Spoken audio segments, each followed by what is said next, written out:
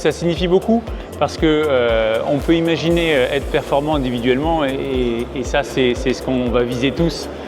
dans notre travail quotidien. Mais on sait et on démontre dans tous nos métiers, que ce soit à la Patrouille de France ou ailleurs, qu'on est capable d'être bien plus performant quand on fonctionne en équipe. C'est une addition de l'ensemble des compétences qui se multiplient et qui fait qu'on est beaucoup plus performant. Mais au-delà de ça, je crois que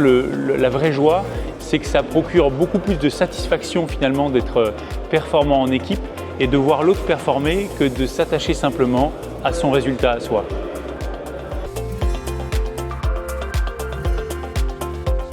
Alors, les défis d'une entreprise et la performance collective sont intimement liés. On ne peut pas les dissocier, c'est-à-dire qu'une entreprise qui n'aurait que des individualités perdrait énormément de résultats. Donc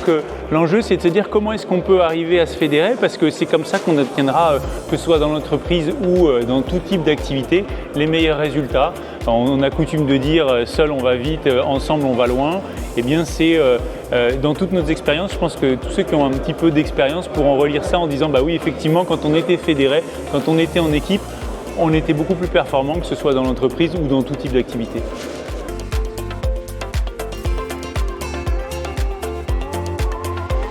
Oser le changement, c'est une forme de compréhension et d'humilité, de savoir que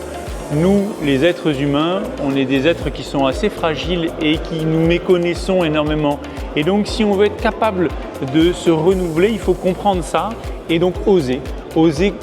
accepter que bien, on n'a pas tout découvert, on n'a pas tout vu, on peut encore faire beaucoup de choses bien différentes. Donc, oser le changement, finalement, est une condition sine qua non pour l'être humain de se réinventer en permanence pour pouvoir créer des entreprises différentes, meilleures, plus performantes, mais surtout qui sachent répondre aux défis de maintenant qui n'étaient pas forcément ceux d'hier. Le leadership est assez souvent vu comme étant l'apanage du leader, mais finalement si on s'intéresse à toute l'équipe, on verra que chaque personne de l'équipe a une forme de leadership à exercer et que c'est cette capacité du leader et de ses leaders adjoints, entre guillemets, de leur permettre d'avoir une certaine forme d'espace de liberté pour leur permettre d'exprimer ce leadership. Et donc je pense qu'il ne faut pas voir le leadership comme étant l'apanage du chef, mais comme étant une qualité essentielle dans notre société actuelle pour que nos équipes soient plus performantes,